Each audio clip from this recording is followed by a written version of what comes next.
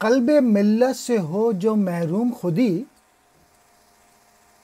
مثل خس ہو جائے اس کا کوہ بھی، لا الہ سینے میں رکھتا ہے مگر، اس سے مسلم ہو سکا کب جلوہ گر۔ وہ جو بخشے بے یقینوں کو یقین، لرزہ ساما جس کے سجدوں سے زمیں، وہ جو زیر تیغ بولے لا الہ،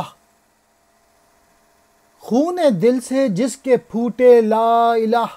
علامہ اقبال کہہ رہے ہیں کہ جب قوم کے سینے سے خود ہی مر گئی، اپنی صلاحیتیں جب ختم کر دیں، جب قوم نے محنت نہیں کی، اسٹرگل نہیں کی، تو اس کے کوہ نے، اس کے پہاڑ نے کاہ کا انداز اختیار کر لیا۔ کاہ کہتے ہیں خس و خاشاک ہونا، یعنی کمزور ہو گئے، اور اسے ہوا اڑا کے لے گئی۔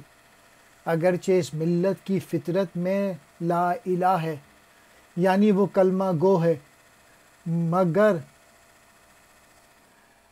مگر ان کو کوئی مسلمان نظر نہیں آیا۔ اقبال کو ایسا مسلمان پیدا نہ ہوا جو بے یقینوں کو یقین بخشے اور جس کے سجدے سے زمین لرز اٹھے، ایسا نوجوان جو تلوار کے نیچے بھی لا الہ کہے، جس کے خون سے لا الہ کی فصل اگے۔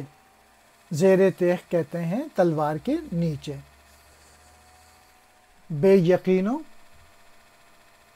یقین سے محروم لوگ، یقین کہتے ہیں خود اعتمادی، اپنے ذات پہ بھروسہ کرنا،